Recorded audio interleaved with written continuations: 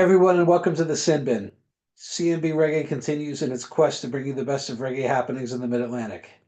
This time, CNB is going outside the Mid Atlantic area to cover an up and coming artist who just finished a tour through the area. There are many things that it takes to be a great musician. A good singing voice and instrument proficiency are necessary elements of the craft, but they are not by themselves sufficient. After having talked to many music critics, performers, and studio producers, they all say a variation of the same thing. Good reggae comes from having a highly developed instinct to embrace what sounds good and stay away from what does not sound good. If that is indeed the measure of a good reggae musician, our next guest is the whole package. From Raleigh, North Carolina, she finds a way to bring the hard rock and the harmonious, all while staying true to the spirit of reggae. In addition, she is quite a high energy performer live, channeling the spirit of older greats like Pacha and Gwen Stefani. I am happy to introduce Miss Ashley LaRue of the Ashley LaRue Band. How you doing, Ashley? I'm doing good, Chris. How are you doing? I'm doing pretty good. Um, I I covered your duet partner, Tony of Cultivated Mind, last week, and now we're connecting with you for the other half here. Um, It's an honor to be here, man. Thank you for having me. hey, you know, I'm happy to do what it is I do. It gives me access to meeting all the people that I love to hear personally, and that's that's worth a lot. Yeah, we got to So help each other out in the reggae scene and keep it moving forward, moving up. absolutely, absolutely. So um, unlike most of the artists that I wind up having on on this type of rotation, you are not from the region, so. Despite the fact that you're not from the region, you are right now drawing more attention than most of the artists that are in the region. So I think what that means is that a lot of the people in the CNB Reggae fam don't know you and would like to know a little bit more about you. So let's start from the beginning. How did you get in the reggae game? Well, I started listening to Sublime. I knew, I grew up on some Bob Marley, of course, which is what a lot of people start off on. My mom listened to Bob Marley's Legend album all the time and come home, get off the school bus, and Buffalo Soldiers playing in the kitchen while she's cooking. It just really stuck with me. Like I said, got a little bit older and got on Sublime. Everybody knew what Santeria was, but I didn't know anything else. And my sister gave me Sublime's self-titled album, and put it on in the truck. And ever since then, so 10 years ago, almost now, I've been blasting it, and it's been an anthem in my life. And it just really gave me the confidence to feel like the kind of music that I wanted to play and the kind of music that I wanted to write outside of Mm-hmm. growing up in a different kind of genre area where Mm-hmm. reggae and ska and punk isn't the norm. It gave me that confidence. Bradley was like, I'm gonna do what I want. I'm a DJ. I'm gonna mix it up, and if you don't like it, well, who Mm-hmm. cares? So that's when I started doing it. And Ashley Ruban started August of 2018, and since then we've continued to grow and be moved by Mm-hmm. music in different genres. And reggae has been that foundation consistently. It saved me, so it really makes me feel true to No, myself. I've noticed that you pay particular attention to having harmonies that are really consistent with roots reggae. Yeah, And I'm wondering if you really only learned that from Bob Marley. You don't do you listen to a lot of other Jamaican artists? Do you listen to dancehall? Do you listen to dub music or anything like that? yeah, I do. I really love Barrington Levy. He's my favorite of all time. Barrington. The That makes Abyssians. sense. Yeah, Uh-huh. Barrington like is one of my favorites of all time, but the Abyssians also, with those the high harmonies, especially my trumpet player and I, like, we love that kind of stuff. I grew up on actually the Platters was one Hmm. of my favorite groups growing up, which isn't reggae at all, but in that doo-wop 50s kind of style. And a lot of harmonies are incorporated with that, and the ooze in the background and stuff like that, where it adds almost like a instrument kind of vibe, all with it Mm-hmm. being vocals instead of an instrument. So, almost like a pad or something like that on the keys. Mm-hmm. So, yeah, I like though that on every song that we have, and at every show we do, we try to add an incorporation of the roots as respect to the roots of reggae. Mm-hmm. And so, I had the opportunity to see you twice, and my social media director Heather saw you up in Wilkes-Barre in Pennsylvania. Yeah, And one of the things I noticed, I prepare for these things a little bit.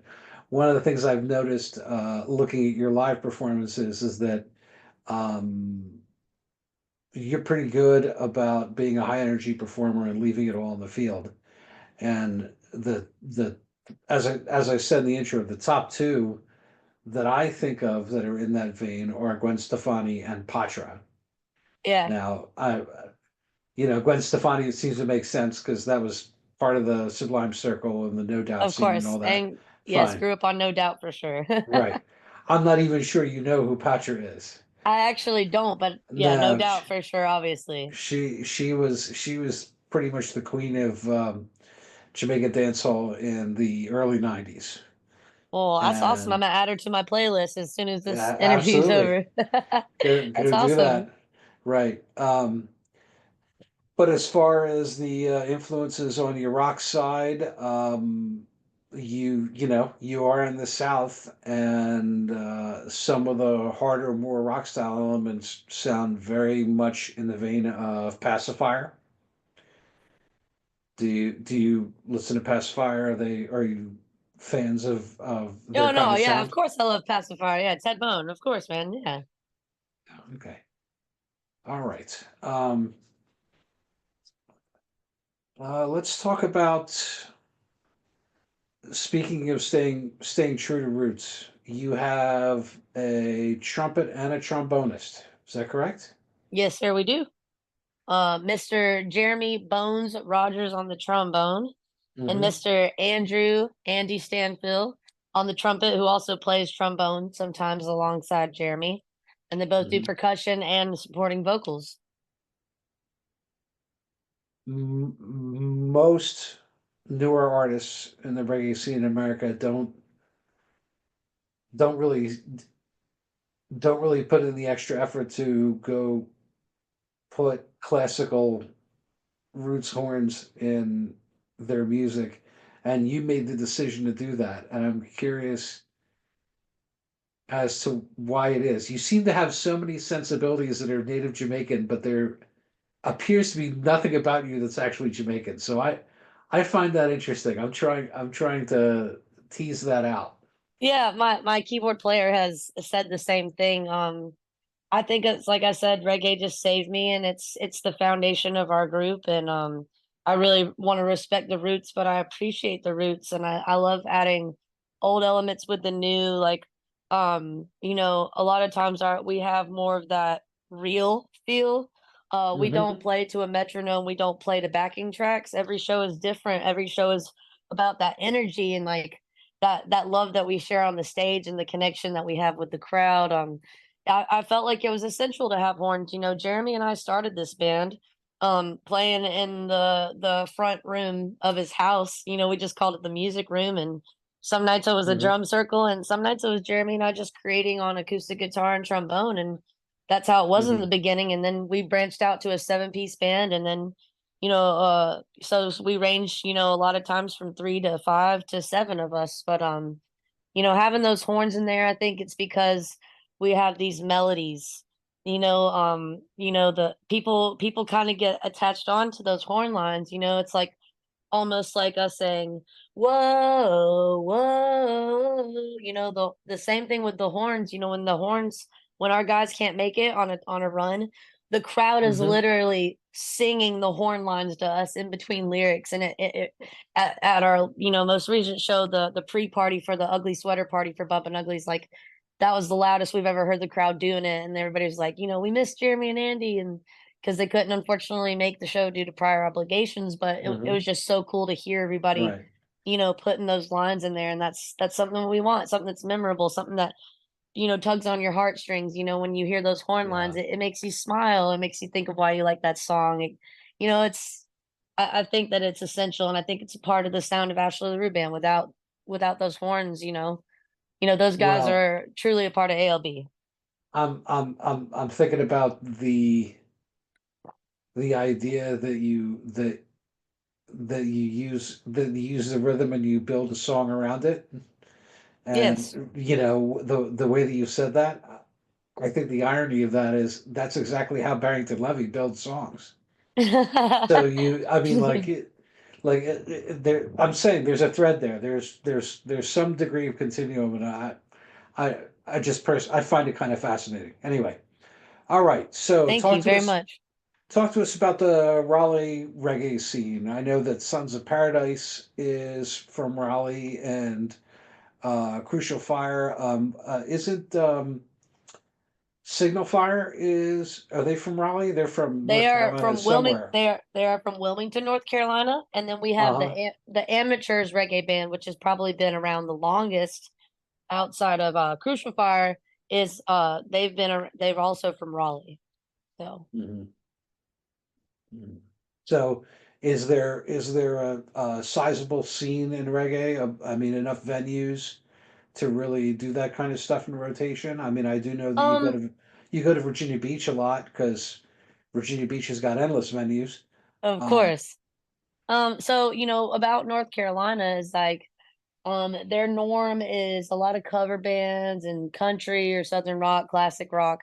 And I think that and specifically in the Raleigh scene, the amateurs and then Crucial Fire and then our boys Sons of Paradise came through and really started to bring the a new reggae sound into Raleigh along with Signal Fire and then Treehouse from South Carolina comes down to North Carolina a lot. mhm. Also you have Of Good Nature and Sun Dried Vibes, even though they're not a band anymore, but Sun-Dried they are. Vibes is no Yeah, they're longer. from yeah, no longer, but Yes. we still love our boy Zach and Sundried Vibes. They're the homies. And they're from Zach Fowler Charlotte. of Sun-Dried Vibes, right? Yeah, yeah.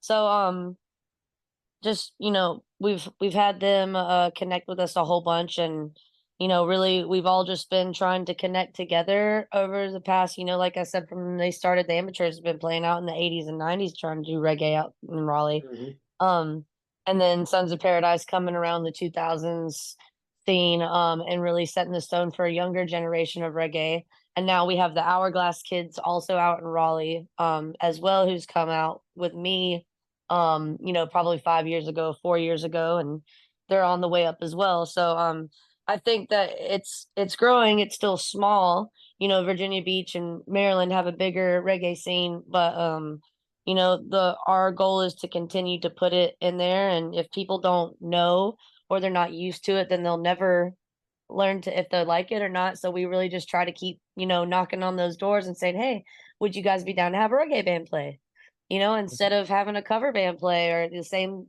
rock band play. Like, we love them all and we grew up on them, but we want Mhm. this genre to be heard, and some songs should be heard and some messages to be heard, and some people are going through a hard time and need to hear it. So we're going to keep calling those venues and calling the places. We got the Poorhouse Music Hall is our home venue in Raleigh, North Carolina, and they welcome reggae with open arms. So Mhm. So let's talk. One of the things that I always want to do is to be a forum for other people who have just started to play around with music and want to turn it into something professionally. So yeah. I always like to pick the brains and seek advice of the people who are at the mid-level or the high level of have them share their experiences of what got them to the place where they could first start performing professionally, and B, do things like churn out music that get into distribution. How did that happen with you? I have been musically involved my whole life. I learned how to read by singing karaoke. And my grandfather was an Elvis impersonator, and my mom grew up singing in his Your 50s cover grandfather bands. was an Elvis impersonator. Yes, yes, man. Okay. Yeah. So my sister's name is Presley, actually, for that reason. Uh-huh. So my mom sang. 50s cover bands with him growing up, and so she just listened to a whole bunch Mm. of different music and got me involved with that. And so I actually Well, I can't have I can't say this. I can't say this as a conclusive fact, but I'm willing to bet that Barrington Levy's grandfather was not an Elvis impersonator. probably not, man. I'm No. 90. I'm pretty sure that you're right on that one. And I know it's like, what? That is unexpected, but yes, very true. Um, Hmm. and so I just, I guess I got that musical bug in me, and but I actually decided to continue with it. And Hmm. I play, probably 12, 13 different instruments, and have a little home studio, and I just want to be continuously musically inclined. Hmm. For me it wasn't just something to do for fun. I knew from the moment I started playing guitar around the age of 8, played drums at Hmm. 6, singing my whole life. I was like, this is something that I really want to do. And I knew I was going to do it. And I just continued to push that, continue to learn, ask questions. I love to, I've played with a lot of the older generation, and they have so much wisdom behind them. I've played in so many different genres. I started in, when I started gigging out professional, not, I guess starting, semi-professional and trying to get my foot on the door and trying to set the way. I was Hmm. doing country, at 15 and 16, 17. And I had we had Reverb Nation out in Raleigh, and I had the number one spot for country, and you would never expect that. And that was kind of like what everybody expected. And I was internally not, really satisfied with that. I felt like I wasn't myself. So you really have to, you kind of learn who you are, and you got to find what genre suits you, and your writing style, and you have to be dedicated, and understand that there's going to be a lot of falls and struggles and slip ups, and you have to continue to pick yourself up. It can't be about the money. It's going to be hard to have the capital to go and have the gas to pay to go around. I have to work a day job all week Hmm. to just to do the music. um you have to have dedication. You have to call a lot of people, you have to connect with a lot of friends, and be willing to connect and grow with them also. It's not a competition. We're all in this together. We all have a passion, we all have a dream, we all have a journey. So why don't we, continue that path and rise each other up, and grow together um on our journey of life, doing what we love. um we weren't meant every single day to work from morning to night, so this is what we do. We do it for the love, and that's how I went and transitioned from, hey, let's do it for fun, to, playing 200 gigs a year. We're working, up on that number and trying to branch out. It's got to be for the love. And Hmm. and you got to see it for that. It can't ever be for, oh, I hope I'm gonna be a millionaire one day and have a mansion. Like, who cares about that? Like, we're getting to do what we like and hop in the car and see places we've never seen and meet people we've never met, and you never know, like I said, what they're going through, and to make their night better, or even your own night. I've been through trial and tribulation and loss, and still had to go to a show the next night or that night. And it's saving. It really is. It's Hmm. healing. So for those of you out there that want to do this, you got to give it your all. But the benefit and the reward is hearing everybody singing your songs back, and dancing and smiling, and getting to see the world. It's Yeah, awesome. absolutely. Absolutely. So, uh, now we can come to the relaxation part. Cool. What is the best reggae show you've ever attended? Oh goodness, best reggae show. Ah, man, that's a hard one right there. I've seen a lot of good ones. Um, can I say that everyone is my favorite? No, you Dang. cannot do that. Okay, let's see. Part of this is throwing you in the deep end in terms of the politics, but no, I mean what it comes down.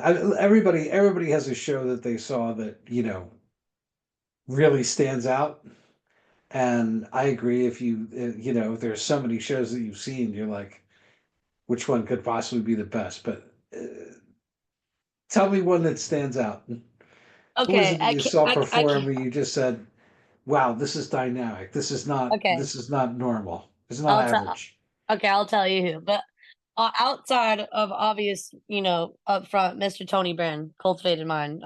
He blew me away. His music blows Hmm. me away. His performance, like I'm a huge empath and I can feel his energy every time, and he really puts his heart and soul into it. He would be number one, and number Hmm. two is every single time we've performed with and slash or seen Treehouse, the band from Myrtle Positive Beach, J. South. Yes, yes, sir. He has had a Mhm. huge uh influence on me, and his music, his message. He's just been a really big influence. One of the first, especially a local band. Outside of Sublime, I bumped Treehouse for the past 10 years heavily. If there's a Treehouse song that comes on, I know it, man. So, Okay. but it was just the way of their performance and their energy and their dynamic. And I've been watching them. Like I said, I think my first show was a year after listening to them, and Hmm. like us, their energy, is always strong, and you can feel it in the music as well. So I love watching them. Always, never Okay. miss it. All right. What is the personally, what's the best venue you've ever performed at? What is the place that you feel the absolute most comfortable in, the place that you were treated the best, the place that you in your gut believe that if at any time you perform there, it's going to be a good event?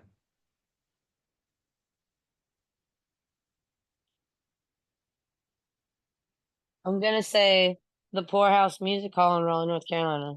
Hmm. We have a lot of good memories there. Um, it was the first big venue that I ever played at. Hmm. I played there when I was 18 years old. I did a battle of the bands with like 8 metal bands, and I was the only acoustic country duo. Ah, And we got yeah. second place, which was crazy, right? Hmm. But and then I kind of grew up and figured out who I was, and finally realized it was okay to be myself and to play my stuff, and came back there and played in 2019, I think. Hmm. And then we did our first headlining show there, and we did the after party for Revolution out there, and Excellent. yeah, so Excellent. it's been really cool. Hmm. We have a good following out in North Carolina, and our Raleigh Peeps, that was the home venue. Okay. It's So what about out of town? Let's out say of town. of all the places that you've toured from, all the states and all the places that you've been out, which place really stood out as the most comfortable and enjoyable place to perform? I'm asking this question because for people who are in certain local scenes, they don't really go beyond wherever their local venue is. So Right? I'm hoping that they could benefit from the experience of others to say, oh, well, I hear that place is pretty nice. And it would be foreign to them because they haven't toured out of town yet. Yeah. I would say the 8x10 in Baltimore, Maryland 8 is by really 10 dope. in Towson, yes.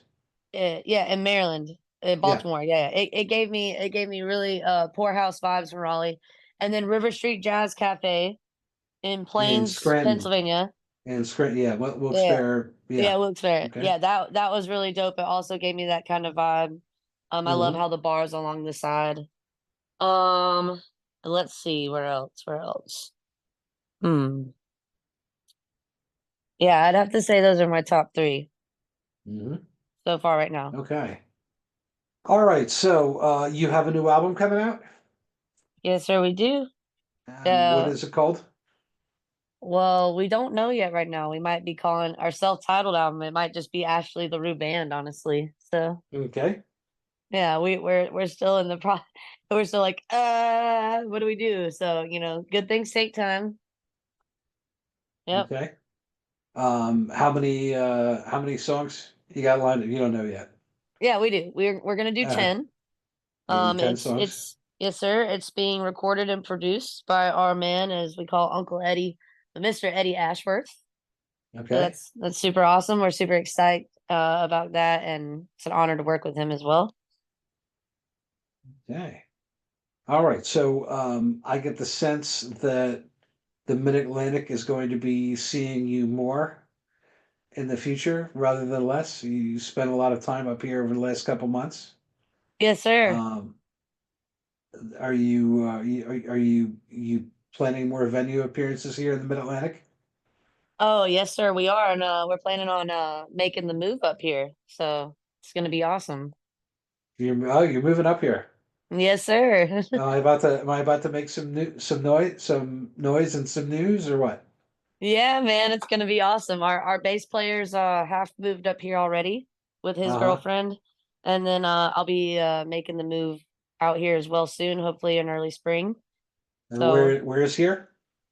we're gonna be doing Annapolis, Maryland, man. Annapolis, Maryland. So, Yes, sir.